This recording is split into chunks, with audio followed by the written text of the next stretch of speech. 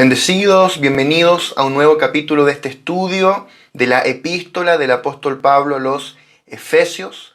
Hoy nos toca la clase número 33 titulada Hijos de Luz. Vamos a orar para comenzar, vamos a consagrar este tiempo al Señor, entregarle al Señor, como siempre lo hacemos este tiempo, sabiendo que somos completamente incapaces para entender las Escrituras, que nuestra mente natural es un órgano inútil para entender la revelación de Dios y que por muchos libros que se publiquen, por mucha tecnología que podamos tener, la revelación sigue siendo un acto unilateral de parte de Dios.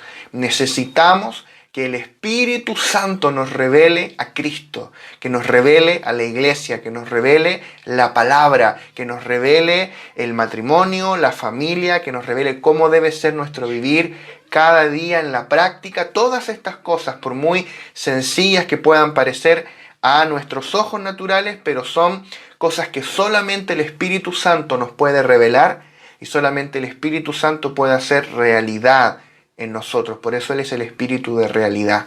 Así que vamos a orar. Padre, gracias por este tiempo privilegiado que podemos tener de compartir tu palabra, ser, Señor, expuestos a la palabra de revelación, a la palabra revelada, al consejo apostólico, Señor, por medio de esta epístola. Padre, gracias por el privilegio que tenemos de poder estudiar tu palabra, Señor, con todos los recursos disponibles, Biblias, versiones, traducciones, comentarios bíblicos, Señor, en la comodidad de nuestros hogares, con un buen internet. Señor, gracias porque tenemos este privilegio que otros hermanos nuestros en otros lugares del mundo no tienen, Señor. Y no queremos desaprovecharlo, no queremos malgastarlo, sino que queremos que redunde en el progreso del Evangelio, en el provecho de tu cuerpo, Señor, de la edificación. Por eso, Señor, oramos que este tiempo, Señor, no pase por sobre nosotros, Señor, y no deje nada, sino que haya una ganancia en vida, Señor, que tu vida crezca en nosotros por medio de esta palabra, que tú nos reveles, Señor, cada día más tu verdad, tu realidad, Señor. Específicamente, Señor, tu verdad contenida en esta epístola a los Efesios. Señor, te honramos, te adoramos, te necesitamos, Espíritu Santo. Enséñanos tu verdad, enséñanos tu palabra. Líbranos de comer del árbol del conocimiento del bien y del mal. Y llévanos a comer este tiempo, estos minutos, del árbol de la vida, Señor. Te amamos, Espíritu Santo, te honramos. Nos declaramos absolutamente incompetentes para entender tu palabra en nuestra mente natural. Nos vaciamos de nuestra mente natural para ser llenos de la mente de Cristo, Señor. En el nombre poderoso de Jesús. Amén. Amén. Muy bien. Vamos entonces a ver el día de hoy la lección número 33 titulada Hijos de Luz. Estamos insertos en el capítulo 5 de la epístola a los Efesios, y este es un capítulo que trata asuntos extremadamente prácticos, sumamente prácticos. Para los que han seguido toda esta escuela, comenzamos en Efesios 1, del primer versículo, y Efesios 1, 2, 3, hasta como la mitad del capítulo 4, son muy profundos, son muy densos, revelacionalmente hablando, tocan temas muy profundos, tampoco imposibles de entender, no, pero sí profundos, temas revelacionales, revelación de Cristo y de la iglesia, pero desde la mitad del capítulo 4 en adelante, Pablo comienza a abordar asuntos netamente prácticos. Y estos aspectos prácticos son la expresión natural, la continuación, la manifestación natural de la revelación que Pablo expone anteriormente. Estos asuntos son la consecuencia obvia y necesaria de la revelación expuesta en los capítulos previos y de que la economía de Dios está avanzando en nuestro ser. Hemos hablado mucho de la economía de Dios. En su momento dijimos que la economía de Dios es que Dios mismo se dispensa en nosotros como vida para que esta vida crezca en nuestro interior, sature todo nuestro ser, ¿verdad? El tema es ¿cómo yo evidencio que la vida divina está creciendo en mí? porque mi vivir es transformado. Entonces estas cosas que Pablo habla acá, hemos hablado de cómo nuestro vivir es transformado, de cómo abandonamos el pecado, cómo comenzamos a vivir de manera santa. Estas cosas son la evidencia de que la vida está creciendo en mí. Es la consecuencia de que estoy creciendo en vida. Es, como decíamos acá, la consecuencia obvia y necesaria.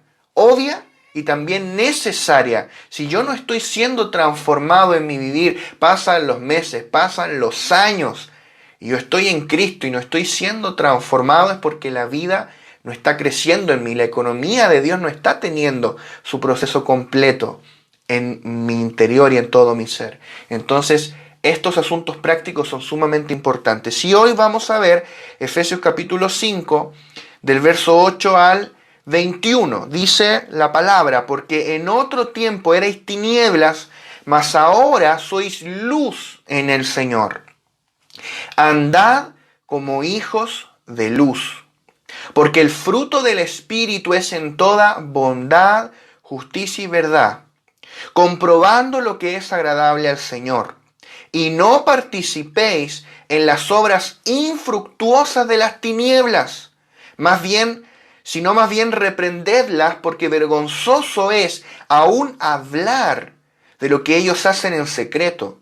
Mas todas las cosas, cuando son puestas en evidencia por la luz, son hechas manifiestas, porque la luz es la que lo manifiesta todo.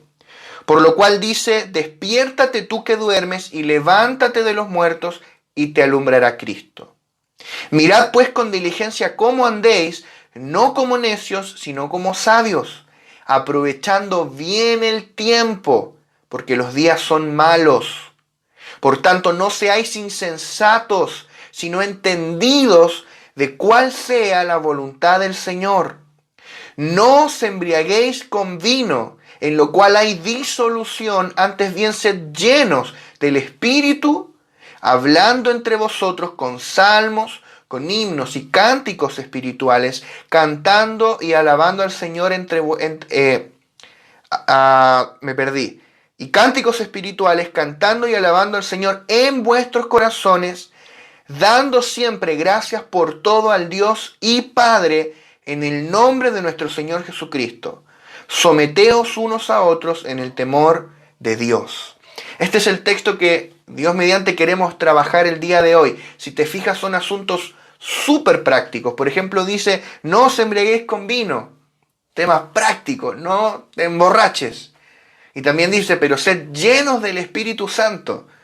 Habla de la llenura del Espíritu, habla de la alabanza, la adoración, cantando al Señor, alabando. Habla de por ejemplo, no participéis de las obras infructuosas de las tinieblas. Hay una serie de mandamientos prácticos. Entonces vamos a comenzar desglosando los versículos 8 al 10. Vuelvo a leer. Tomémonos el tiempo de leer la palabra, no pasemos por alto estos tiempos. Vuelvo a leer, dice: porque en otro tiempo erais tinieblas. ¿Qué es lo que éramos? Tinieblas.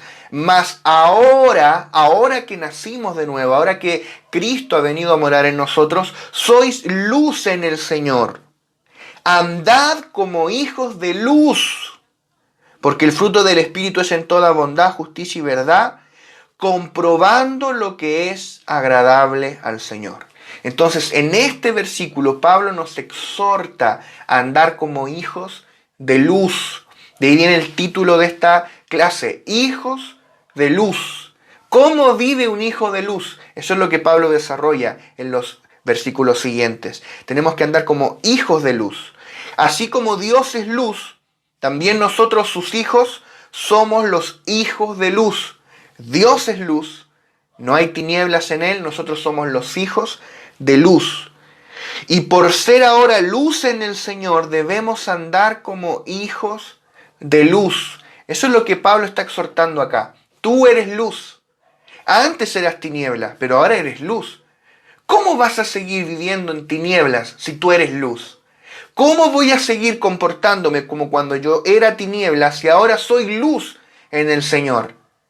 Yo tengo que andar como un hijo de luz. ¿Qué mayor evidencia puede haber de que soy un hijo de luz? De que yo esté andando en la luz, caminando en la luz, Esa es la evidencia de que yo ahora soy luz en el Señor. ¿Y qué evidencia más sencilla y simple puede haber de que soy tinieblas, de que yo todavía estoy andando en las tinieblas, como un hijo de las tinieblas? Antes, dice Pablo que nosotros no solamente estábamos en tinieblas, sino que éramos las tinieblas mismas.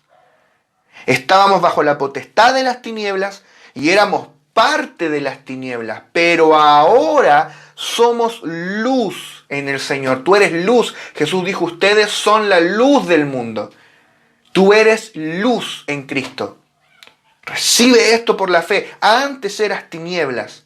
No solo esclavo de las tinieblas, tú eras las tinieblas mismas. Yo era tinieblas, puras tinieblas.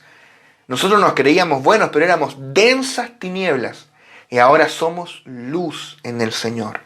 No solo estamos en la luz, sino que somos luz. ¿Por qué? Porque aquel que es la verdadera luz, la luz verdadera que alumbra a todo hombre, Él mora dentro de nosotros y nos hizo su cuerpo en la tierra, nos hizo su extensión orgánica. Por eso ahora nosotros somos luz. Mira lo que dice Juan capítulo 1, verso 4 al 9. En Él estaba la vida. Esto era antes de que Cristo viniera a la tierra, en la eternidad pasada. Dice que en Él estaba la vida y la vida era la luz de los hombres. La vida era la luz. Anda siguiendo este tema, la luz.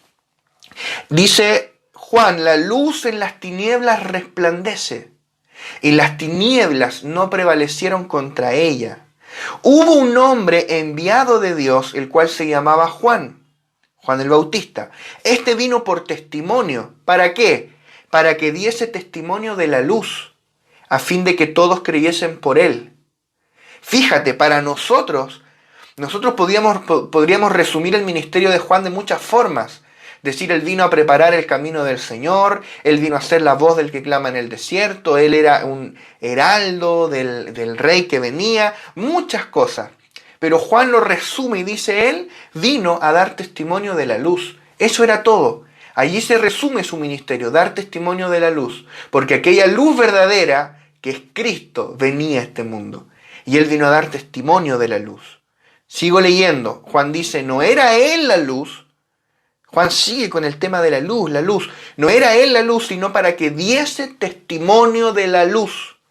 Aquella luz verdadera que alumbra a todo hombre, venía a este mundo. ¡Wow! Cristo es esa luz verdadera. Y fuera de Cristo todo lo que existe es tinieblas. Cuando Dios creó la luz, hasta antes de que Dios creara la luz en el mundo físico, todo lo que había era tinieblas, era oscuridad. Pero dijo Dios, sea la luz. La luz, cuando iluminó por primera vez, cuando el primer haz de luz, el primer rayo de luz recorrió el universo, hubo una lucha cósmica, universal, entre la luz y las tinieblas. Y la luz venció. Y desde ese momento en adelante es una ley física, lo que está expresado aquí en palabras, que la luz en las tinieblas resplandece y las tinieblas no prevalecieron contra ella. Por eso que cada vez que tú enciendes la luz de tu casa, el interruptor, las tinieblas huyen, las tinieblas son disipadas. Ese es el poder de la luz. Y desde ahí en adelante, cada vez que la luz es encendida, las tinieblas no prevalecen contra ella. Amén. ¿Cuál es el asunto? Que la luz física fue creada para parecerse a la verdadera luz, a la luz verdadera que es Cristo. Cristo es la luz. La luz natural, la luz física fue creada en el mundo físico para parecerse a aquello que Cristo es en todo el universo y en el mundo del espíritu. Entonces la luz se parece a Cristo. No es que Cristo se parece a la luz se parece a Cristo. Cristo es la verdadera luz. Y dice Juan que hace 2000 años aquella luz verdadera se encarnó y entró en la dimensión física. Aquella luz verdadera se hizo hombre, Él se hizo carne y habitó entre nosotros y vimos su gloria, gloria como del unigénito del Padre, lleno de gracia y de verdad. Él era la luz en persona, Jesucristo. Y ahora esa luz que es Cristo se impartió dentro de nosotros. Amén. Por eso tú y yo ahora somos luz en el Señor. Porque no solamente estamos en Cristo, no solamente Cristo está en nosotros, estamos unidos a Cristo. Somos parte de Él. Él es la cabeza y nosotros su cuerpo. Y por ende, si Él es luz, yo soy parte de la luz. Yo soy luz en el Señor. Amén.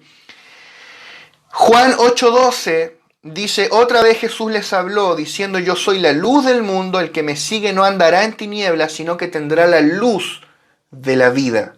La luz de la vida. Es muy profundo esto, la luz de la vida. Cuando Cristo es impartido en nosotros recibimos la luz de la vida. Es decir, la vida que recibimos nos ilumina, nos guía. Es la luz de la vida. La vida que está dentro de ti es una luz. La vida que está dentro de ti brilla y te muestra lo que tienes que hacer. Esa es la luz de la vida, es la dirección, el iluminar que te da la vida divina que tú portas. Esta guía es lo que nosotros llamamos la ley del Espíritu de vida en Cristo Jesús. Romanos 8:2 dice, porque la ley del Espíritu de vida en Cristo Jesús me ha librado de la ley del pecado y de la muerte. El Espíritu de vida, que es una ley dentro de nosotros, es la guía del Espíritu Santo, la guía de la vida misma dentro de ti, iluminándote, teniendo un sentir. No sé si te ha pasado que a veces la vida de Dios dentro de ti tiene un sentir y te dice, haz esto, o no hagas esto. Te va a decir a veces, llama a tal persona, haz tal o cual cosa. Es una guía constante. Y si tú te fijas, a cada momento y a cada instante la vida divina dentro de ti tiene un sentir. Y ese sentir tú puedes obedecerlo, puedes ignorarlo. Pero cuando tú obedeces ese sentir de la vida te va bien. Cuando lo desobedeces te va mal, porque el sentir de la vida viene para guiarte, para direccionarte cuáles son los pasos que tú debes dar. Eso la palabra le llama la luz de la vida. Es el sentir de la vida guiándonos a cada instante. A cada instante la vida tiene un sentir dentro de nosotros. Si obedecemos el sentir de la vida, andaremos en luz y permaneceremos en la luz. Si permanecemos en la luz, no andaremos en tinieblas, es decir, no estaremos sin saber qué hacer, sin saber para dónde ir, qué decisión tomar, sino que recibiremos una constante dirección de parte del Señor. O sea, es clave que en este tiempo aprendamos a andar en la luz, a permanecer en la luz. ¿Qué es lo que es andar en la luz? Es andar en la dirección de la luz de la vida que está dentro de ti. Esta luz que te habita y que te guía a través de su espíritu, que está en tu espíritu. Esa guía es la luz de la vida, eso es andar en la luz. Y cuando tú permaneces obedeciendo la luz de la vida, tú estás permaneciendo en la luz. Ahora bien, la luz de la vida nos enseña a abandonar el pecado y a vivir en santidad en esta era como hijos de luz.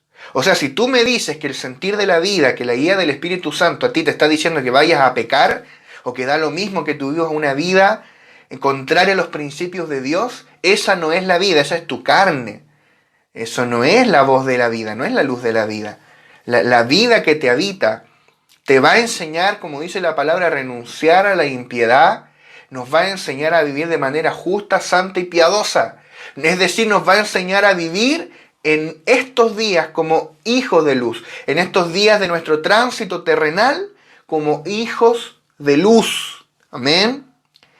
Dado que somos del día, somos de la luz o del día, que es lo mismo, no podemos seguir viviendo como los que están de noche. Ese es el punto, ese es el argumento de Pablo acá. Nosotros somos de la luz. No podemos seguir viviendo como los que están en tinieblas. Somos del día, por ende no podemos seguir viviendo como los que están en la noche, en tinieblas. Primera de Tesalonicenses, también escrita por Pablo, capítulo 5, versos 5 al 9, dice, porque todos vosotros sois hijos de luz e hijos del día. ¿Ves? Mira cómo Pablo conecta, es lo mismo, hijos de luz o hijos del día es lo mismo. Nosotros somos hijos de luz, somos hijos del día. Sigo leyendo, no somos de la noche, ni de las tinieblas. Por tanto, no durmamos como los demás, sino velemos y seamos sobrios. Pues los que duermen de noche duermen, ¿o no? Por lo general la gente duerme de noche. Y los que se embriagan de noche se embriagan. Yo no he visto mucha gente que se junta a hacer fiesta a las 3 de la tarde. Por lo general es de noche. Pero nosotros, amados, nosotros que somos del día, o sea, tú tienes que preguntarte si eres del día o no lo eres. ¿Eres del día o eres de la noche? Tienes que preguntarte esto. El día es Cristo. Nosotros que somos del día, seamos sobrios, habiéndonos vestido con la coraza de fe y de amor y con la esperanza de salvación como yelmo. Tremenda exhortación. O sea, ellos, los que están sin Cristo en el mundo, ellos todavía están de noche, pero a nosotros nos resplandeció el sol de justicia. Cuando Cristo vino a la tierra, la luz verdadera vino a un mundo que estaba en absolutas tinieblas. O sea, que la primera venida de Cristo es como el amanecer. Cristo amaneció. El sol de justicia, la palabra le llama a Cristo el sol de justicia. El sol de justicia amaneció sobre la tierra. El día. ¡Wow! Tremendo.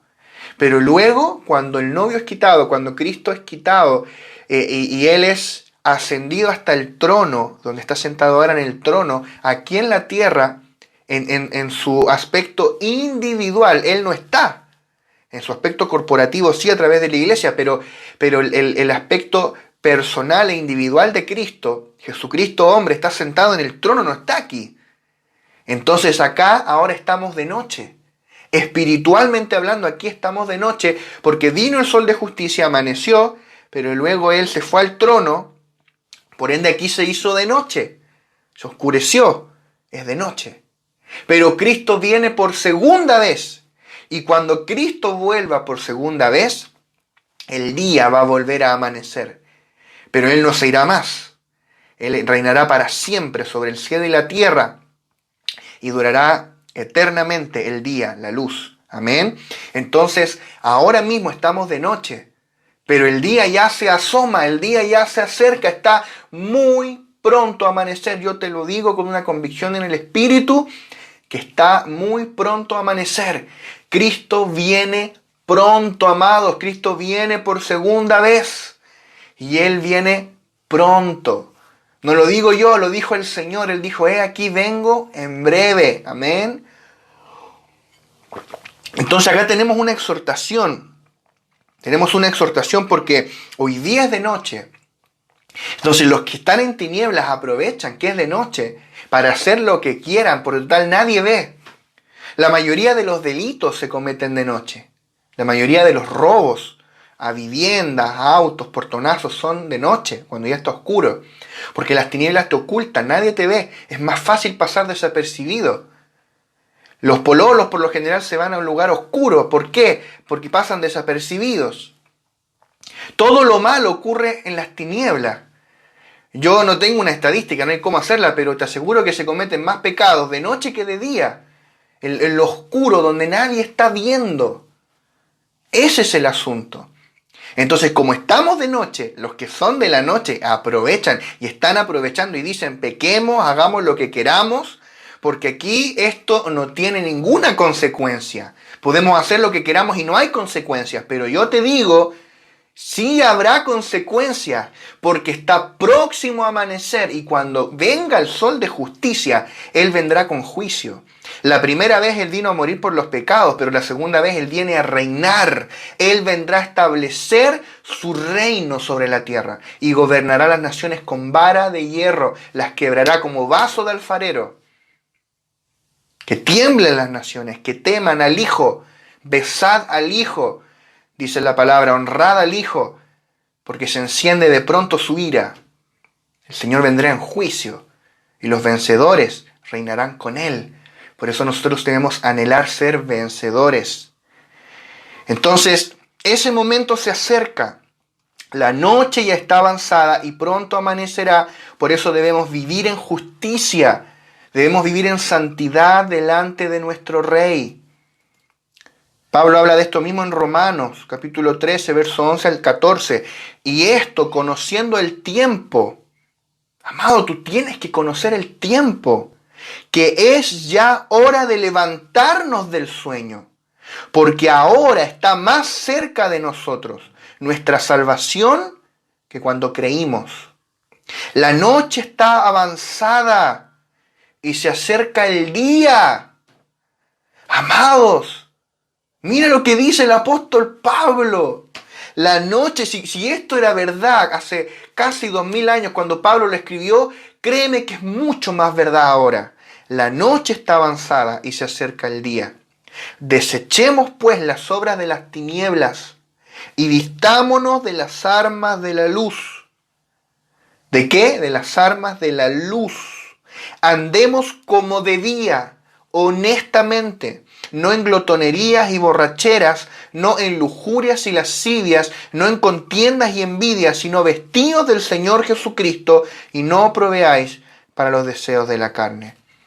Tenemos que andar como de día, como hijos de luz, porque el Señor viene pronto, amados. Si seguimos viviendo nuestra vida como vivíamos antes de conocer a Cristo, es porque no se nos ha revelado que Cristo viene pronto.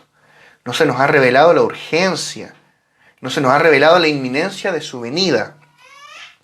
Vamos a avanzar acá y quiero volver a leer Efesios 5, 8 al 10, pero en la versión, la Biblia de las Américas, porque traduce de manera distinta una parte acá en el verso 9. Vamos a leer del 8 al 10.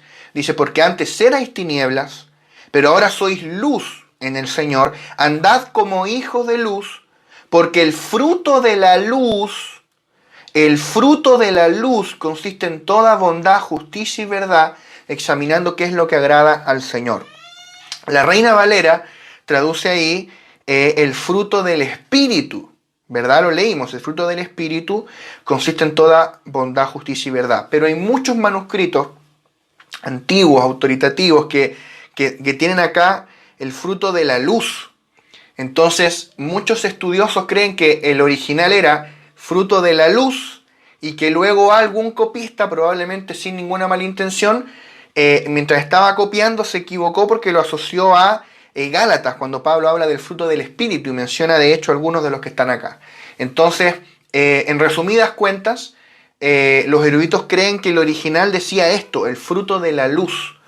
Y de hecho, así lo vierte la versión LBLA, así lo vierte la NBI, así lo vierten casi todas las versiones, la versión recobro, todas las que ocupan el texto crítico del Nuevo Testamento. Que, ya que entré en este tema, no necesariamente el texto crítico es mejor en todo que el texto tradicional, que es el textus receptus, ¿verdad? Entro en todo un tema de debate del texto griego y que no quiero entrar allí. Pero sí viene a bien comparar ambas versiones. En este punto específico creo que hace mucho sentido de que el original decía el fruto de la luz, porque está hablando de la luz, de la luz, de la luz, y luego habla de la expresión de la luz. Entonces vamos a hablar un poquito de esto, del fruto de la luz. Vamos a desarrollar esto. Es muy significativo que al hablar del fruto de la luz, Pablo menciona solamente 3 cosas. ¿Recuerdas tú en Gálatas el fruto del Espíritu? Son 9. ¿Verdad? Son 9. Bueno, acá el fruto de la luz son 3. Solo 3 cosas. Bondad, justicia y verdad. Bondad, justicia y verdad. No menciona la santidad, no menciona la benignidad, la humildad. Solo 3 cosas. ¿Por qué? Porque el fruto de la luz está relacionado con el Dios triuno, con el Dios trino, el Padre, el Hijo y el Espíritu. Ellos son 3. Son 3 personas, pero es un Dios. El Dios triuno. Es uno, pero 3, pero 1. Y cada uno de la Trinidad está relacionado con un atributo de los que se menciona acá. La bondad con el Padre, la justicia con el Hijo y la verdad con el Espíritu Santo. La bondad se refiere a la naturaleza del fruto de la luz. En una ocasión el Señor Jesús indicó que el único bueno es Dios, Dios el Padre, en Mateo 19, 17. Así que la bondad en este contexto se refiere a Dios el Padre. Dios el Padre es la naturaleza del fruto de la luz. ¿Cuál es esta naturaleza? Bondad. Ahora bien, la justicia denota el modo o procedimiento por el que se produce el fruto de la luz. ¿De qué manera ocurre? Eso es la justicia. La justicia se refiere a Dios el Hijo, porque Cristo vino a cumplir la justicia de Dios. Y dice la palabra que Cristo es nuestra justicia. O sea, claramente la justicia es Dios Hijo. Y la verdad es la expresión del fruto de la luz. La verdad se refiere a Dios el Espíritu, porque Él es el Espíritu de verdad o el Espíritu de realidad. Dice Juan 14:17. Por ende, tenemos al Padre como bondad, al Hijo como justicia y al Espíritu como la verdad, como la realidad, y ellos son el fruto de la luz. Amén, el Dios triuno manifestándose a través de nosotros. Por eso dice acá, el fruto del Espíritu consiste en toda bondad, justicia y verdad, y dice examinando qué es lo que agrada al Señor. Examinando qué es lo que agrada al Señor. ¿De qué forma tú tienes que caminar? Examinando frente a cada situación, a cada cosa, a cada oportunidad que surja. ¿Esto agrada al Señor o no agrada al Señor? Nosotros tenemos que cambiar un poco el switch, porque tal vez nosotros pensamos todavía en mentalidad de pecado o no pecado. ¿Esto será pecado o no será pecado? Hay un montón de cosas que no son pecado, pero que no te convienen. Por eso Pablo decía, todo me es lícito, pero no todo me conviene. O sea, hay cosas que son lícitas, que está permitidas, no son pecado, pero no te conviene. Ahora incluso puede que otro hijo del Señor lo haga y el Señor te dice, pero tú no. El sentir de la vida, la luz interior, la luz que es Cristo mismo, te va a hablar y te va a iluminar y te va a decir, tú eso no lo hagas. Y tú vas a decir, Señor, pero otros lo hacen. Sí, pero tú no. A ti no te conviene. Tal vez a otro no le pasa nada, pero tú te vas a corromper. Si tú haces eso, entras allí, en tal ambiente, te relacionas con X persona, el Señor sabe. Por eso es una luz interior, porque a cada uno le da una dirección específica, puntual, distinta. Para cada situación específica que tú vives, que no es la misma que la que yo vivo. Es una luz interior. Entonces, tú tienes que preguntarte, ¿esto agrada al Señor? Tal vez al Señor le agrada que yo haga algo, pero si tú lo vas a hacer, al Señor no le agrada. Y al revés también. Entonces yo tengo que preguntarme, ¿esto agrada al Señor? ¿Él quiere que yo haga esto? ¿Y cómo? ¿Y cuándo Él quiere que yo haga esto ahora? Porque no solo es si el acto agrada al Señor, sino el tiempo. Tal vez Dios tiene algo para ti, pero no es el tiempo. Y al Señor le agrada que hagamos las cosas en el tiempo de Él, ¿verdad? Debemos andar como hijos de luz. Esto significa manifestando el fruto del Espíritu o el fruto de la luz. ¿Qué es lo que es andar como hijos de luz? Manifestar el fruto de la luz en toda bondad, justicia y verdad. Estas tres cosas son las que definen el carácter de un hijo de Dios maduro. ¿Cómo yo sé que un hijo de Dios es maduro? Porque manifiesta el fruto de la luz. Porta la luz, pero como yo no puedo ver la luz dentro, yo puedo ver el fruto de la luz. Porque el fruto de la luz se manifiesta hacia afuera. Amén. Y yo puedo ver tu bondad, tu justicia, tu verdad. Y ahí tú ves y dices, ese es un hombre o una mujer maduro en Cristo. Lleno del Espíritu. Ahora bien, en el versículo 2, Pablo nos pide que andemos en amor. Y en el versículo 8, el versículo 2 lo vimos en la clase anterior, y en el versículo 8 nos pide que andemos como hijos de luz, o que andemos en luz, en la luz. Vimos que en el capítulo 4 Pablo nos exhorta a andar en la verdad y en la gracia, o la gracia y la verdad. Pero ahora en el capítulo 5 nos exhorta a andar en luz y en amor. Hay como dos pares de términos, gracia y verdad, amor y luz. No solo debemos actuar conforme a la verdad y por medio de la gracia, como vimos en el capítulo 4, sino también en amor y en la luz, como nos muestra el capítulo 5. Andar en amor y en la luz es más profundo que vivir conforme a la verdad y por medio de la gracia. Porque yo puedo andar en la verdad revelada de Cristo, pero todavía vivir de forma individual. Pero el andar en amor es corporativo. Para andar en amor tiene que haber alguien a quien amar, tienes que estar inserto en la vida del cuerpo, en la vida de iglesia. Tú puedes guardar la verdad, preservar la verdad, pero tú solo. Y tú puedes estar andando en la verdad y todavía no estar viviendo el vivir pleno de lo que Dios tiene para ti. tienes que ahora experimentar el andar en amor, que es más profundo, porque es estar inserto en el cuerpo. Igual, tú puedes andar en la gracia, pero todavía no estar andando en la luz. ¿Cómo yo podría andar en la gracia y no en la luz?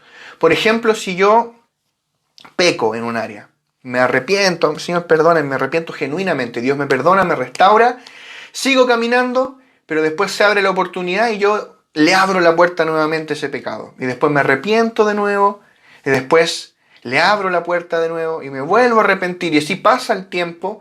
Y yo siempre, si tú miras a esa persona, tú vas a decir, lo sustenta la gracia. Por la gracia de Dios soy lo que soy. Es heredero por gracia, sí, está ahí por gracia, está experimentando la gracia. En un sentido básico, ¿verdad? Porque la gracia no es solo el perdón de pecados, la gracia es poder para dejar de pecar. Pero a lo menos está experimentando el aspecto más básico de la gracia.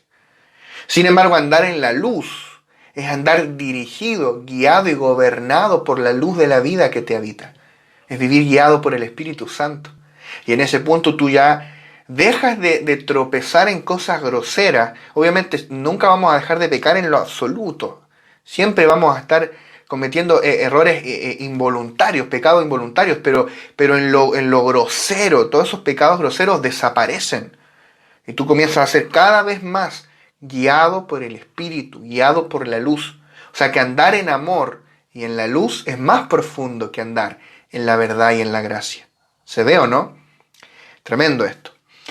Vamos a avanzar al versículo 11 y 12. Dice, y no participéis en las obras infructuosas de las tinieblas, sino más bien reprendedlas, porque vergonzoso es aún hablar de lo que ellos hacen en secreto. No debemos participar de las obras de las tinieblas. Hay gente que vive en las tinieblas haciendo todas esas maldades, ya las hemos mencionado lo suficiente. Explicábamos varios de estos pecados la clase pasada y varias anteriores. Pablo dice, no participes de esas obras de las tinieblas, sino repréndelas. Di, esto está mal. No temas decir, esto está mal. En un mundo que llama a lo malo bueno y a lo bueno malo, tú no temas decir, esto está mal. Esto está mal. Cuando todos en tu trabajo, en tu zona de estudio están haciendo algo que está mal, tú di, esto está mal. Tú tienes que, en amor, en sabiduría, en prudencia, pero tú tienes que reprender las obras de las tinieblas. No tengas miedo, no tengas vergüenza. Ahora bien, dice, no participéis. Y repite, en el español, repite lo que decía el verso 7. ¿No? El verso 7 decía, no seáis pues partícipes con ellos. Pero en el griego hay un cambio, porque el verso 7 dice, sume tojos, que significa ser participante o socio. Yo me asocio con alguien para ir a pecar. O sea, yo soy cristiano, pero soy partner con alguien que no es cristiano y juntos vamos y pecamos y hacemos lo que no agrada al Señor. Eso es ser participante con ellos, ser un socio. Pero acá en el verso 11, cuando dice no participéis en las obras infructuosas de las tinieblas, Pablo ocupa sun koinoneo, que significa comunión. Comunión, o sea, la exhortación de Pablo aquí es, no tengas jamás comunión alguna con las obras infructuosas de las tinieblas. Amén. Que podamos ser exhortados por la palabra el día de hoy en esto. No participemos, no tengamos comunión alguna, comunión de ningún tipo con los que practican estas cosas y con estas cosas mismas, amados. Una característica de las obras de las tinieblas es que son estériles o infructuosas.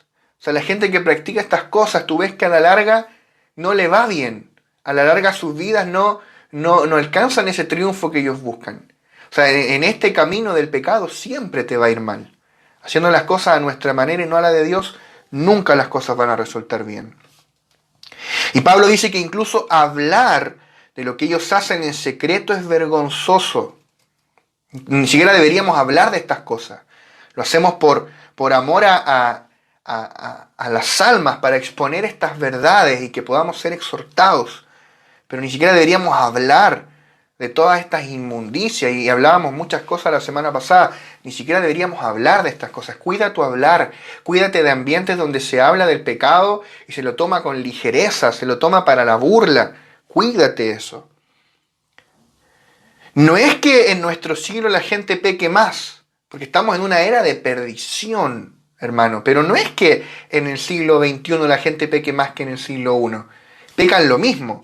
Si tú ves los grandes males morales de nuestra generación, son los mismos que hace 20 siglos. En Roma era lo mismo. Lo mismo. Tú ves, por ejemplo, en Roma era normal en las relaciones homosexuales, de pareja, era normal el aborto, era normal. Por ejemplo, lees la Didaqué de los Apóstoles, habla en contra del aborto. Ya hace 20 siglos era un tema. Nuestra sociedad no es que se cree moderna, no, era igual de pecaminosa que hace 20 siglos. ¿Cuál es el asunto? ¿Cuál es el peligro de nuestra generación? El peligro del día malo que nos tocó vivir, de esta era. Es que la gente de esta era ya no llama las cosas por su nombre. Se acostumbró a llamar a lo bueno malo y a lo malo bueno. O sea, la gente antes pecaba y decía, sí, sé que estoy en pecado, pero quiero pecar. Ahora le cambiaron los nombres a las cosas. Y todo lo que Dios reprueba, ellos lo llaman de bueno. Esa es la locura de esta era. Por eso el Señor va a venir con juicio, amados hermanos. Que nosotros no seamos de los que cuando el Señor venga se alejen de Él avergonzados, sino que seamos de los que se acercan para decir, amén, Señor, al fin llegaste, voy a reinar contigo. Amén. Debemos exponer las obras de las tinieblas como lo estamos haciendo ahora, no para apuntar a otros, no es para juzgar a la gente, sino para que temamos a Dios y nos apartemos del mal. Y si vemos a un hermano practicando estas cosas, tenemos que exhortarlo en amor por medio de la palabra. Efesios 5:13 dice, mas todas las cosas cuando son puestas en evidencia por la luz, son hechas manifiestas, porque la luz es la que manifiesta todo. ¿Quién? Tú no. La luz. La luz. ¿Cómo sabemos que algo es tinieblas? Por medio de la luz. Es tremendo. Se nos tiene que revelar la luz. ¿Qué es lo que es la luz? ¿Cómo opera la luz en nosotros? Primeramente, la luz de la palabra escrita. Y segundo, la luz de la vida que nos habita. O sea, el Espíritu de Cristo. Cuando tú vas a hacer algo y la luz que te habita, la luz interior te dice, no, esto no agrada al Señor. Eso es la luz. La luz lo pone en evidencia todo. La luz lo manifiesta todo. Amén. Efesios 5:14, por lo cual dice, despiértate tú que duermes y levántate de los muertos y te alumbrará Cristo. Qué tremenda exhortación. Este que duerme y que necesita la reprensión mencionada en los versos 11 y 13 es también un muerto. Necesita despertar de su sueño y levantarse de los muertos. Esta exhortación muestra que Pablo no solo reprueba el pecado, sino que también hace un llamado al pecador a levantarse de su estado de muerte espiritual por medio de la gracia. Pablo no solamente está apuntando, tú pecador, no. Pablo dice, sí, esto es pecado. Por estas cosas la ira de Dios viene sobre los hijos de desobediencia. Por eso dice, levántate tú que duermes y te alumbrará Cristo. Amén. El Señor nos llama por medio de la gracia a venir a Él. El Señor dice, ven y estemos a cuentas. Si tus pecados fueren, dice la palabra, como la grana, serán emblanquecidos. Amén. El Señor nos llama a venir a Él, no importa cuán grande haya sido nuestro pecado, nuestro error, nuestra equivocación, podemos venir al Señor en arrepentimiento y Él nos va a restaurar por medio de su gracia. Ahora bien, cuando reprendemos a alguien o cuando exponemos a alguien que está durmiendo y que está muerto en tinieblas, Cristo le alumbrará. Nuestra reprensión o exposición en luz es la iluminación de Cristo. Muchas veces tal vez un hermano va a estar haciendo algo que está en contra de la palabra y tal vez ese hermano no lo sabe, o tal vez sí lo sabe también. Y Dios usa la vida de cuerpo para que nos exhortemos unos a otros por medio de la palabra. Ahora bien, a nadie le gusta ser corregido. A nadie, a ninguno de nosotros. Por eso, antes de corregir a otro, primero debo examinarme a mí mismo, así como un cirujano que se esteriliza antes de una cirugía. Imagínate, un cirujano tiene que hacer todo un proceso de esterilización, lavado de manos, se pone guantes, se pone un traje, todo un tema, y no pueden salir y no puede entrar nada contaminado a ese ambiente estéril, porque si ellos tienen algo contaminado, mientras está operando y cortando algo que tiene que sacar, puede meter una bacteria, puede meter un bicho allí, una infección que puede ser aún peor que el problema inicial. Entonces, de la misma manera, cuando yo corrijo a alguien, tengo que examinarme a mí. Si yo no estoy puro, capaz yo quito un problema, pero estoy metiéndole otra infección peor, que yo quizás porte y ni siquiera me he dado cuenta. Entonces tenemos que primero examinarnos a nosotros mismos. Jesús dijo, no andes, parafraseando, no andes mirando la viga en el ojo de tu hermano, o sea, la paja en el ojo de tu hermano, mira la viga en tu propio ojo. O capaz él también tiene una viga, no sé, pero la exhortación es esta: si yo voy a exhortar a alguien, primero tengo que mirarme yo.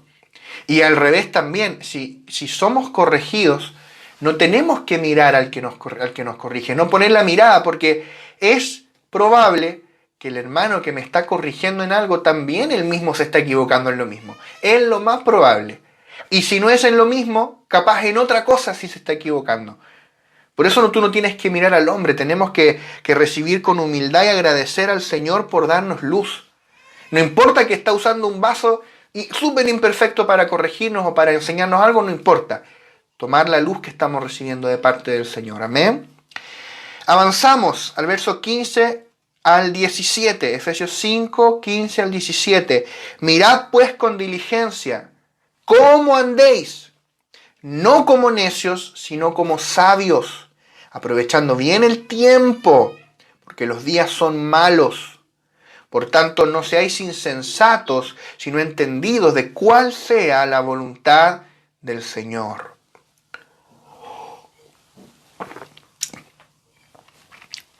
Si en algún área de nuestra vida nosotros estábamos andando como necios, como dice acá, o sea, después de pasar por una escuela como esta, no podemos seguir andando como necios. Si tú estás escuchando esta escuela o yo estoy impartiendo esta escuela, no podemos seguir andando como necios. Tenemos que comenzar a andar como sabios. ¿Por qué? Porque el tiempo se acaba y hay una necesidad que apremia. Cristo viene pronto, amados hermanos. Cristo viene pronto.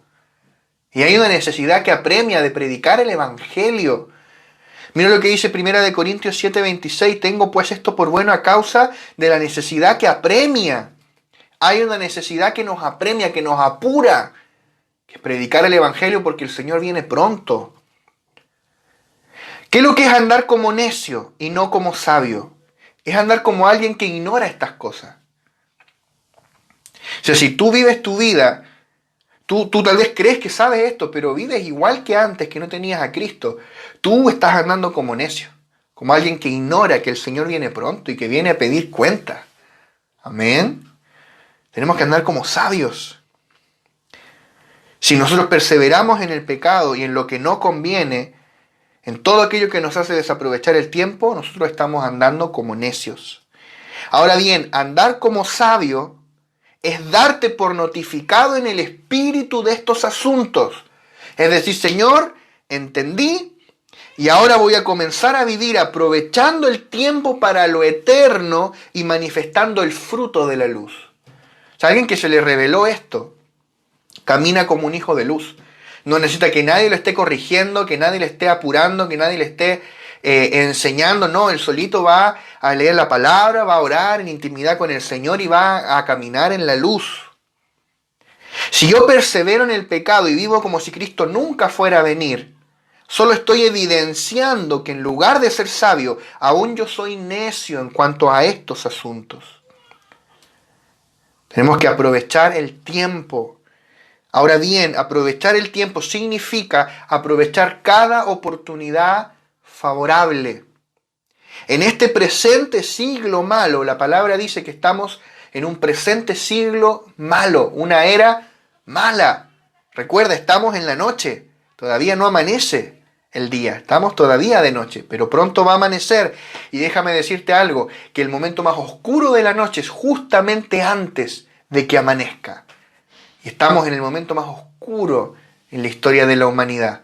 La gente cree que está avanzando en alguna especie de evolución social. No es así. Estamos en la sociedad, está en tinieblas.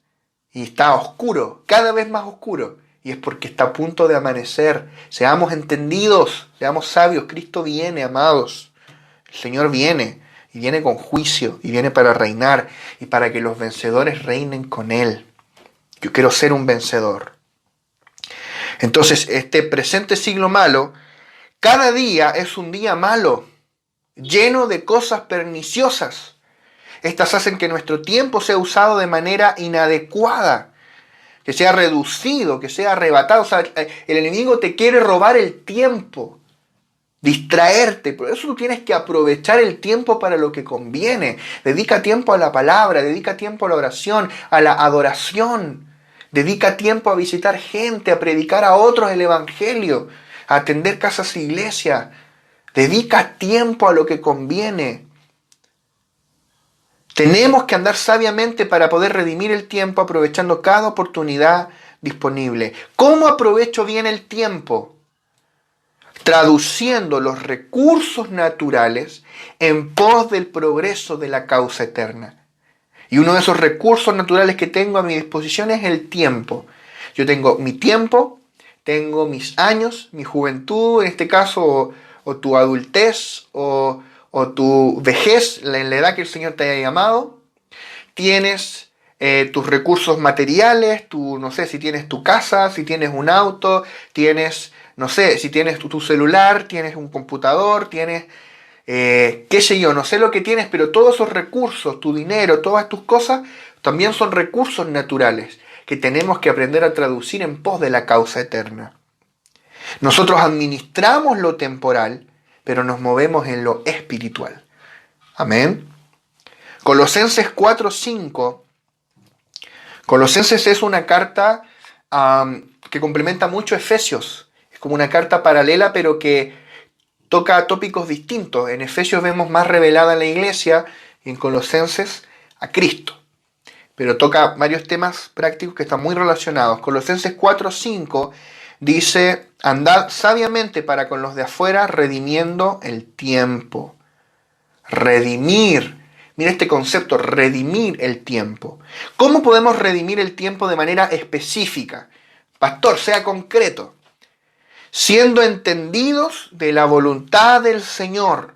Por eso dice acá Efesios, dice: no seáis insensatos sino entendidos de cuál sea la voluntad del Señor. Yo tengo que entender la voluntad puntual del Señor para mí en un lugar determinado y en un tiempo determinado.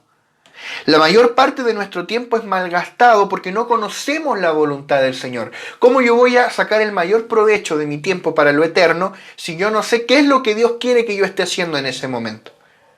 ¿Quiere que predique? ¿Qué quiere el Señor que yo haga en este momento específico? Yo tengo que ser entendido de cuál es la voluntad del Señor. Pero la voluntad específica, esa palabra rema, revelada, esa dirección específica, la luz de la vida, andar en la luz. Esta voluntad podemos conocerla y comprobarla por medio de la dirección del Espíritu en nuestro interior. Por eso tenemos que aprender a ser guiados por el Espíritu y buscar cada día ser llenos del Espíritu, que es lo que Pablo dice a continuación. Vamos a leer el verso 18, Efesios 5:18. Dice: no os embriaguéis con vino, en lo cual hay disolución, antes bien sed llenos del Espíritu. Llenos del Espíritu. Amén. Ahora lo básico, ¿no? Y que no creo que merezca redundar demasiado. Dice: no os embriaguéis con vino. O sea que el embriagarse, emborracharse es un pecado. Ahora no significa que beber alcohol sea pecado. Tú puedes beber alcohol, pero con moderación, su justa medida. Pablo, por ejemplo, le dice a Timoteo que tome un poco de vino por causa de su enfermedad del estómago, porque en ese tiempo el agua no era potable. Imagínate, las enfermedades estomacales deben haber sido terribles. Pero está permitido beber alcohol, pero no está permitido emborracharse o embriagarse. Entonces dice: no os embriaguéis con vino, en lo cual hay disolución, hay pérdida, sino sed llenos del Espíritu Santo. Y lo compara, lo equipara. Antes, así como antes nos embriagábamos con vino, ahora nuestro espíritu debe beber del Espíritu Santo hasta estar lleno, hasta estar embriagado del Espíritu Santo. Embriagado figurativamente, espiritualmente. Yo no sé si tú has visto, hermanos, a veces manifestaciones del Espíritu, hermanos ebrios del Espíritu. Tremendo eso, hermoso. Pero esto es un embriagar, es una llenura permanente, no es solo de un momento, no es solo de una manifestación. Yo debo vivir lleno del Espíritu. ¿Por qué? Porque cuando una persona se embriaga, su cuerpo está bajo el gobierno del vino. Hace puras tonteras. De la misma manera, cuando tú bebes del Espíritu Santo y eres lleno del Espíritu Santo, tú vas a estar bajo el gobierno del Espíritu Santo. Y eso no es una manifestación de un momento, eso tiene que ser siempre. Eso es lo que el Señor anhela, que seamos y vivamos llenos del Espíritu, o sea, gobernados. ¿Has visto por ahí una persona borracha, una persona ebria, está gobernada por el vino, se mueve así, no se mueve bien, habla incoherencias, se ríe, llora? Bueno, está gobernado por el vino. Nosotros debemos ser gobernados por el Espíritu. ¿Llenos del Espíritu hasta cuándo? Tienes que beber del Espíritu hasta que te gobierne. No es beber un poco, con una adoración, con dos, orar 5 minutos, no. Bebe hasta llenarte del Señor. Cada día y en cada situación necesitamos vivir llenos del Espíritu Santo. Necesitamos ser llenos del Espíritu. Cada vez más llenos. Ahora bien, más que cuánto yo tengo de Él, es cuánto Él tiene de mí. Eso, ahí tú mides la llenura del Espíritu. No es cuánto yo tengo del Espíritu, es cuánto el Espíritu Santo tiene de mí. Cuánto de mí Él ha controlado, Él ha llenado, Él ha saturado. Una persona llena del Espíritu será gobernada por el Espíritu. Ahora bien, por un lado, porque dice acá, antes bien, sed llenos del Espíritu. O sea, nos está dando un mandamiento. Sé lleno del Espíritu. Y no es que yo me llene del Espíritu, el Espíritu es el que me llena a mí. Porque Él es una persona. Entonces, por un lado, el Espíritu Santo es el que nos llena. Pero por otro lado, yo debo buscar ser lleno de Él. Y no puedo excusarme y decir, bueno, si el Espíritu Santo quiere llenarme, que venga. No, yo debo buscar, anhelar ser lleno de Él cada día. De otra forma, no se nos daría la orden de ser llenos del Espíritu Santo. Es decir, Él quiere llenarnos, pero yo debo permitirle llenarme. Yo debo dejarme ser lleno por el Espíritu. Debemos dejar al Señor llenarnos de Él, llenarnos de su persona. Recuerda, el Espíritu Santo es una persona que anhela tener comunión con nosotros. ¡Qué tremendo! Cuando Pablo habla y dice que la comunión del Espíritu Santo esté con ustedes. Tener comunión con Él, conocerle a Él. Nuestro espíritu no debe estar vacío, sino que debe estar lleno de las riquezas de Cristo hasta la medida de toda la plenitud de Dios. Lo que decía Efesios 3:19, llenos hasta toda la plenitud de Dios. Todo lo que se menciona en Efesios 5, versículo 18 hasta el capítulo 6, verso 9, está ligado al hecho de estar llenos en el Espíritu. Todo esto que se menciona acá, desde este versículo en adelante, es como la consecuencia de estar lleno del Espíritu. Por ejemplo, vamos a verlo en la próxima clase, Dios mediante, habla del matrimonio. Que las esposas se sujeten a sus esposos, que los esposos amen a sus esposas, y una serie de mandamientos para el matrimonio, luego da mandamientos para los hijos, y una serie de cosas. Y muchos se centran en eso y resaltan esos detalles, enfocan allí su atención, pero no ven que la fuente de todas estas virtudes es estar llenos del Espíritu Santo. Lleno en mi espíritu del Espíritu Santo. Ese es el asunto. Es imposible que nosotros podamos cumplir todos esos mandamientos, esas exhortaciones divinas, si no estamos llenos del Espíritu. O sea, todo lo que se habla de aquí en más es una manifestación de lo que ocurre cuando estamos llenos del Espíritu Santo en nuestro espíritu.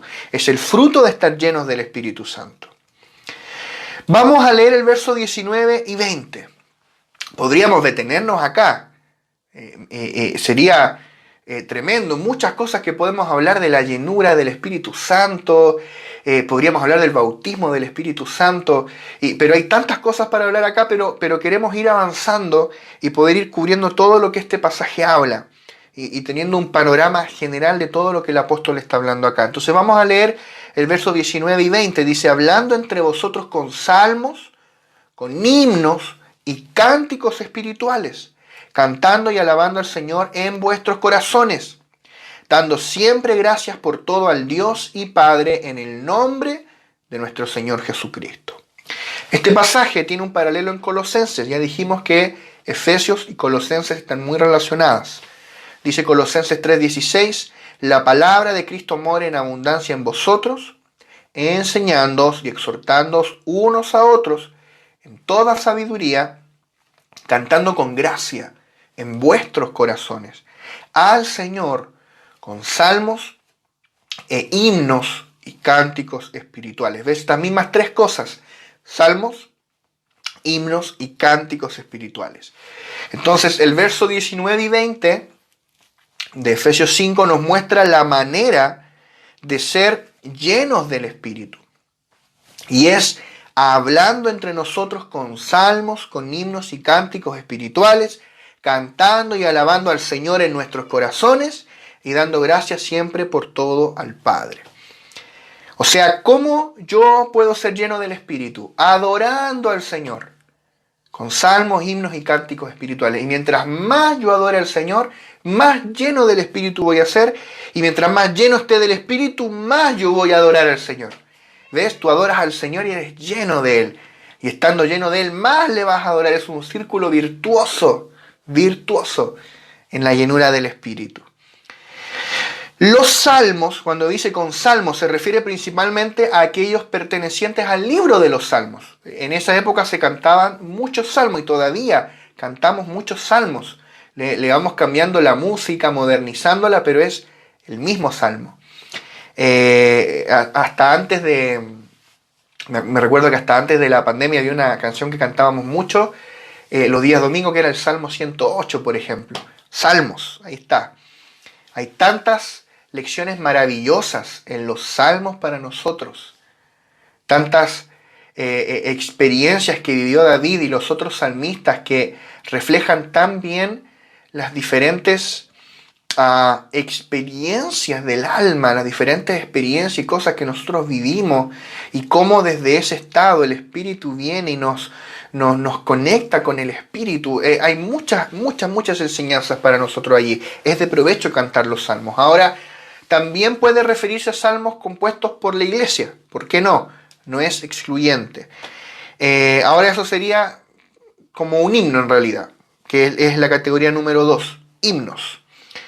Antes de pasar a los himnos, Jesús y sus apóstoles cantaron un salmo en Mateo 26:30. Probablemente cantaron uno o más de los salmos del 113 al 118, según la tradición judía. Tú cotéjalo ahí en Mateo 26:30, dice que cantaron un himno o un salmo. Y de acuerdo a la tradición judía se cantaban estos salmos dentro de todo lo que era la fiesta de la Pascua. Los himnos, ahora sí, los himnos son canciones compuestas por la iglesia para adorar todos juntos, con una letra que todos aprenden y que contiene verdades esenciales de la fe. Hechos 16:25 dice, pero a medianoche, orando Pablo y Silas, cantaban himnos a Dios, y los presos los oían. ¡Qué tremendo! Y luego de eso, mientras ellos adoraban, cantando himnos o canciones, nosotros le llamamos canción. Y algunos como que hacen la distinción, los himnos, las canciones antiguas, las que están en el himnario, y las canciones. En realidad es lo mismo. Himno es una canción con una letra que todos aprendemos para poder cantarla juntos. O sea, las canciones de tu cantante cristiano favorito en realidad son himnos. Bueno. Y mira acá, mientras Pablo y Silas adoraban y cantaban himnos, que vino un terremoto a causa de su adoración. Las cadenas se rompieron y quedaron libres. El carcelero, el que estaba el jefe de la cárcel, se convirtió a Cristo con toda su familia a causa de eso. Todo eso provocó Pablo y Silas cantando himnos, cantando canciones de adoración al Señor. Nosotros siempre en las reuniones cantamos canciones, cantamos Canciones que las aprendimos, ¿verdad? Son himnos. Ahora, no sé si alguna vez te has preguntado qué canciones habrá estado cantando Pablo y Silas. ¿Qué himnos, qué canciones habrán estado cantando? Bueno, tenemos algunas pistas en la Escritura. Muchos versículos del Nuevo Testamento parecen haber sido himnos de la iglesia primitiva. Por ejemplo, 1 de Timoteo 3:16, cuando habla dice, grande es el misterio de la piedad, Dios fue manifestado en carne, probablemente ese era un himno de la iglesia primitiva. O sea, ellos cantaban eso. Filipenses 2, del 6 al 11, cuando dice, mas Dios le exaltó hasta lo sumo, porque primero Él se humilló hasta lo sumo. Todo ese texto era muy probablemente un himno de la iglesia primitiva. De hecho, todavía lo cantamos. Hay una canción, como dice, más Dios a lo sumo lo exaltó, ¿verdad? Todavía lo cantamos. Efesios 5:14, que lo leímos hace un momento, dice, por lo cual dice, despiértate tú que duermes y levántate de los muertos y te alumbrará Cristo. La pregunta es, ¿dónde dice? Porque uno lo lee así al vuelo, por lo cual dice, en algún lado dirá. ¿Dónde? En el Antiguo Testamento no dice eso. Lo más parecido, algunos buscan en Isaías, me parece que es Isaías 60, y buscan, habla algo de alumbrar, pero no es igual. Muy probablemente se basaron en Isaías, compusieron una canción y está citando la canción que ellos cantaban, que la cantan en base a la Escritura, por lo demás. Interesante. Imagínate, esta era una canción evangelística que cantaban ellos entonces. Por lo cual, despiértate, no sé, tú que duermes, te alumbrará Cristo. Y predicaban el evangelio cantando. Nosotros también tenemos canciones evangelísticas. Y tal vez, textos como Colosenses 1, 15 al 20, la supremacía de Cristo, 1 de Timoteo 1, 17, ustedes después cotéjenlo, los buscan. 1 de Timoteo 2, 5, 6 del 15 al 16, 2 de Timoteo 2, 11 al 13, Hebreos 1, 3, Efesios 4 del 4 al 6, probablemente estos textos también eran himnos que cantaba la iglesia primitiva. En Apocalipsis también encontramos varios himnos. Por temas de espacio y de tiempo no los vamos a poner. Entonces, himno es una canción aprendida. Ahora bien, tenemos también los cánticos espirituales. Un cántico espiritual significa cantar en el espíritu. Se refiere a cánticos espontáneos. Cuando tú no es que te aprendiste la canción, tú fluyes nomás. Y fluye en un cántico espontáneo. Cánticos en lenguas, cánticos proféticos, etc. Respecto a esto también podríamos quedarnos en este tema de la adoración, pero solo por decir 2 o 3 cosas. La adoración es una parte vital de la vida de un cristiano y de la vida de la iglesia. La adoración no está limitada a un día específico, a un lugar específico. Es nuestro estilo de vida. Es una actitud que abarca toda nuestra vida. Para vivir una vida de alabanza y de adoración, debemos cultivar una vida de relación con el Padre, de comunión, intimidad con el Padre. Es decir, invertir tiempo con Dios, pasar tiempo con Él en adoración, para conocerle cada vez más, e inmediatamente surgen en nosotros expresiones de amor, van a surgir en ti canciones, poemas, palabras de adoración, dándose así un estilo de vida, una alabanza y adoración. Yo te animo a que tú compongas tus propias canciones para el Señor. Tal vez tú cantas desafinado, pero no importa, cuando nadie te escuche tú adora al Señor, fluye allí, Señor, te adoro, y fluye en adoración espontánea, al Señor le agrada. Imagínate yo, no sé, un día llego donde mi esposa y con la guitarra y con unas flores y le canto una canción. Ella estaría muy feliz, una canción de algún cantante famoso. No voy a dar nombres mejor para no tener problemas. Y ella emocionada, qué canción más bonita. Al otro día, imagínate, yo voy y le canto la misma canción. Y al otro día le canto la misma canción. Y la misma. Y todos los días le canto. ¿Tú crees que ella no se va a aburrir? Ahora, no estoy diciendo que el Señor se aburre de nosotros, no. Pero yo percibo en el Espíritu que al Señor le agrada cuando cantamos también, no solo canciones aprendidas, sino un cántico espontáneo. Fluir ahí en adoración, no tienes que cantar afinado, no tiene que por qué haber nadie escuchándote. Tú ahí solito adora al Señor, cántale lo que está en tu espíritu. Todo lo que tú puedes orar, tú también lo puedes cantar. Entonces tú ponle ahí una melodía y fluye. El Espíritu Santo te va poniendo una melodía y adora al Señor. Fluye en adoración. Mira lo que dice Juan 4:23. Mas la hora viene y ahora es cuando los verdaderos adoradores adorarán al Padre en espíritu y en verdad, porque también el Padre tales adoradores busca que le adoren. Antes de buscar obreros, lo primero que el Señor busca es adoradores. Amén. Eso es lo que el Señor busca. Vamos a ir avanzando, insisto, podríamos quedarnos en cada uno de estos puntos, pero queremos dar el panorama general que Pablo está presentando acá. Efesios 5:20 dice, dando siempre gracias por todo al Dios y Padre en el nombre de nuestro Señor Jesucristo. Debemos darle gracias a Dios el Padre no solo en los tiempos buenos, sino en todo tiempo. Y no solo por las cosas buenas, sino por todas las cosas. Aún en los peores momentos debemos darle gracias a nuestro Dios y Padre. Esto es un principio poderoso. Estas cosas no están escritas en la Biblia por llenar espacio. Como que Pablo dijo, me falta agregarle algo. No, mira esto. Dando siempre gracias por todo al Dios y Padre. Por todo. Hay un poder en la gratitud. El favor de Dios se suelta sobre tu vida cuando tú operas en gratitud por lo que Dios ya te dio en Cristo. En cambio, cuando tú estás siempre en queja, cuestionando al Señor, eso cancela el favor de Dios sobre tu vida. Y dice, dando gracias en el nombre de nuestro Señor Jesucristo. O sea, debemos dar gracias en el nombre de nuestro Señor Jesucristo, en ningún otro nombre, solo en el nombre de nuestro Señor Jesucristo. Y pasamos al último verso que vamos a ver hoy, que es el verso 21, Efesios 5:21. Voy a leer la versión de la Biblia de las Américas, que dice, sometiéndoos unos a otros en el temor de Cristo.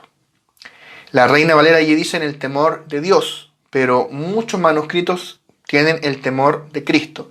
Y se cree que esa es la versión original, el temor de Cristo. Y tiene mucho sentido, por eso que escogimos para este versículo esta versión, sometiéndoos unos a otros en el temor de Cristo.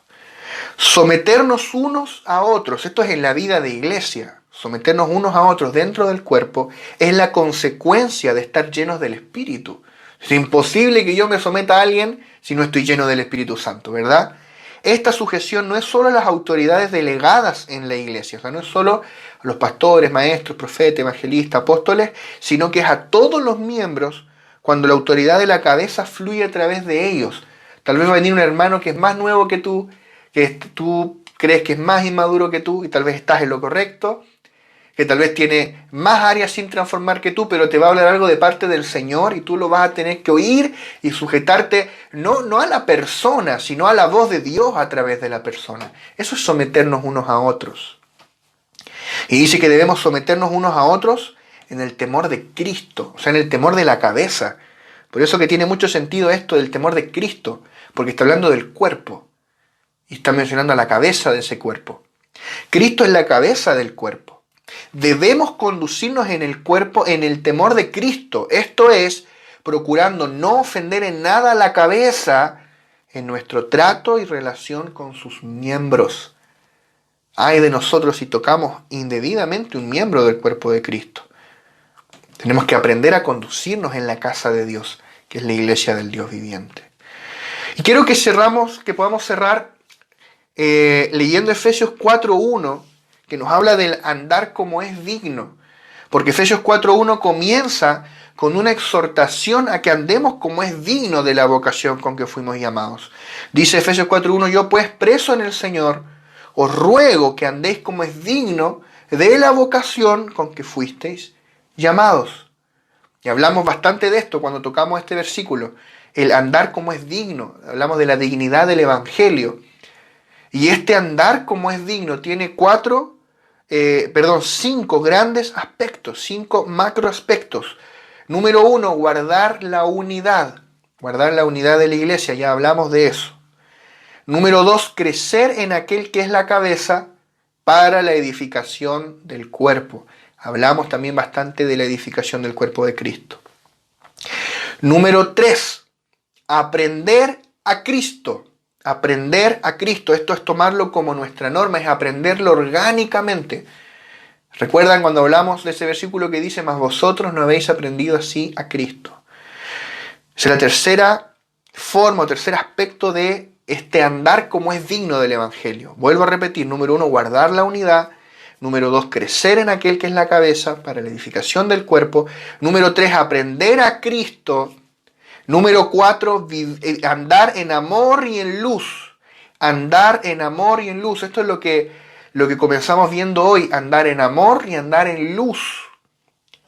Esto es parte. Si yo quiero andar como es digno del Evangelio, yo debo andar en la luz. Yo debo andar en amor dentro del cuerpo de Cristo. Y número 5, vivir llenos del Espíritu. Esto es lo que vimos desde el verso 18 en adelante, y que todo lo que leímos del verso 19 al 21 es la consecuencia de vivir lleno del Espíritu. No es que Pablo cambió el tema y se puso a hablar de la adoración, se puso a hablar de la sujeción. No, del dar gracias. Eso es la descripción de una vida llena del Espíritu Santo. Y cuando luego hablemos del matrimonio, próxima semana, Dios mediante, los consejos a los casados, a las casadas, eso también es una consecuencia de vivir lleno del Espíritu. O sea que acá hay un macro tema, y es vivir llenos del Espíritu. El quinto punto de un andar que agrada a Dios, un andar como es digno de la vocación con que fuimos llamados. Vuelvo a repetir, número 1, guardar la unidad. Número 2, crecer en aquel que es la cabeza para la edificación del cuerpo.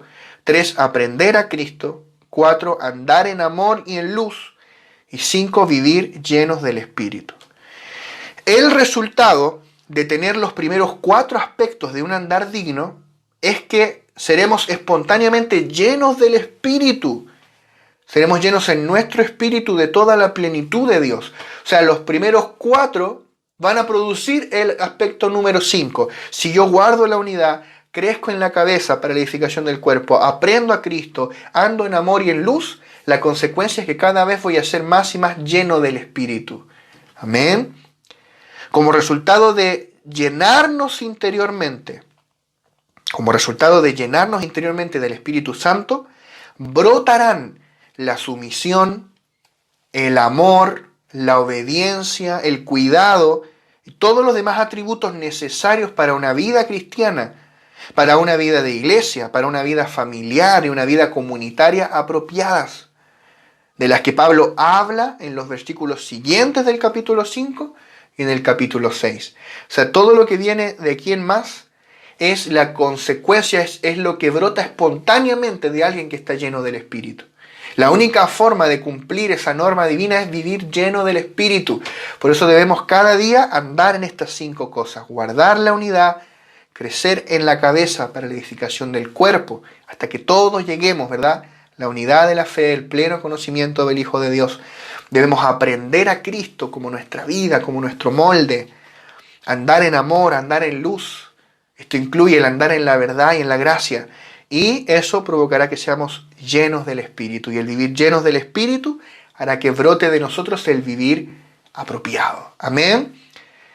Damos gracias al Señor. Estamos terminando ya por hoy. Vamos a orar. Padre, gracias por este tiempo que tú nos has permitido compartir, Señor, en tu palabra, en esta epístola maravillosa de Pablo a los Efesios, en este capítulo 5, donde estamos aprendiendo a andar como es digno. Estamos aprendiendo a caminar, a vivir como es digno de tu evangelio, Señor, como es digno de la vocación con que fuimos llamados. Yo te doy gracias por la oportuna exhortación de tu palabra, porque estamos a tiempo de hacer los cambios necesarios, de permitirte a ti, Señor, hacer los cambios en nosotros, de transformarnos, Señor, para que podamos, Señor, como leíamos, Señor, acá, Señor, guardar la unidad, podamos crecer en la cabeza, podamos aprender a Cristo, podamos andar en amor y en luz, Señor, y cada día ser más y más llenos de tu Espíritu Santo.